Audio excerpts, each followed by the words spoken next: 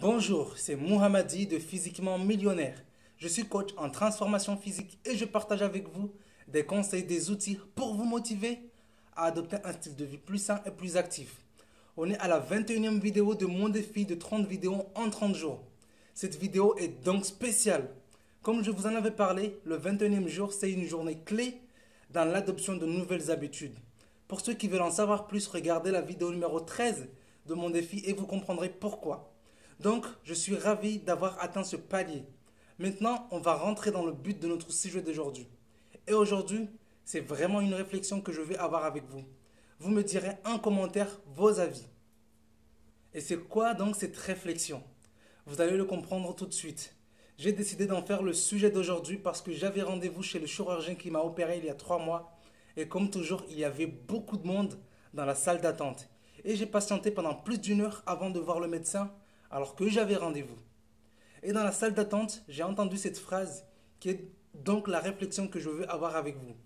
Pourquoi il n'y a pas plus de médecins?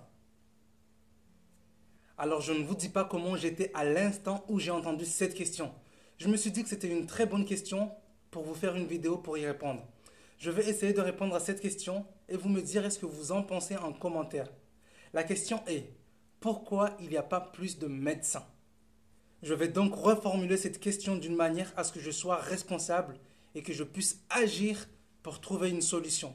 Je dirais donc pourquoi il y a trop de malades à la place de pourquoi il n'y a pas assez de médecins. Puisque moi, je suis du côté des malades, donc je vais pouvoir agir. À partir du moment où je pose la question de cette manière-là, je vais donc pouvoir agir pour trouver une solution puisqu'il s'agit de moi. Pourquoi je suis malade? Pour mon cas, je me suis retrouvé sur les bancs des patients de l'hôpital parce que je me suis blessé gravement alors que j'étais à un entraînement de hand. C'est donc une blessure et non une maladie. Alors que la majorité des patients sont des personnes malades et leurs maladies sont pour la majorité liées à leur style de vie.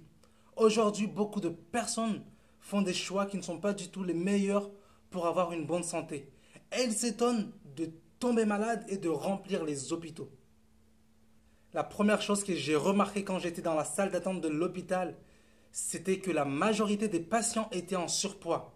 C'est donc le premier signe qui montre qu'ils ne cherchent pas forcément à éviter de tomber malade. Puisque vous, aujourd'hui, vous savez que le surpoids peut conduire à avoir certains soucis de santé. La deuxième chose qui m'a le plus surpris, c'est au moment où je sortais de l'hôpital. J'ai constaté que beaucoup de personnes sont sorties dehors pour fumer, alors qu'on sait tous que la cigarette nuit énormément à notre santé. Vous voyez, juste avec ces deux indices, le surpoids et la cigarette montrent que ces personnes ne sont pas dans une psychologie à vouloir préserver leur santé.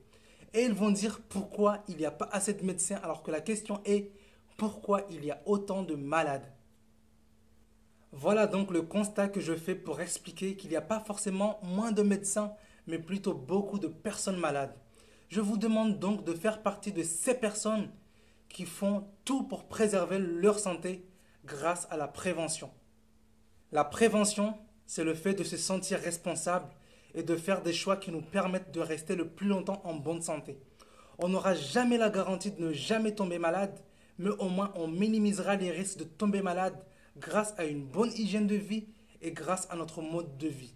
N'oubliez pas que la première médecine, c'est notre alimentation. Voilà, c'est le message que je voulais vraiment vous dire aujourd'hui. Soyons responsables de notre santé. La vidéo numéro 21 est maintenant terminée. Et comme toujours, j'ai besoin de votre feedback. Donc si vous avez aimé cette vidéo et que vous avez appris quelque chose, cliquez sur j'aime et partagez la vidéo. Et n'oubliez pas de vous abonner aussi à ma chaîne pour m'encourager dans mon défi. Et maintenant je vous dis, peu importe ce qui vous arrive, peu importe comment vous êtes aujourd'hui, ce qui importe c'est de savoir comment vous voulez être demain. Donc commencez à faire les bons choix pour vous dès maintenant.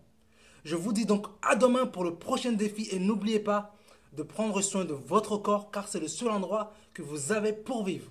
Donc là, je sors directement de l'hôpital, le bâtiment derrière moi. Donc là, je viens de voir mon chirurgien, celui qui m'a opéré il y a exactement 3 mois.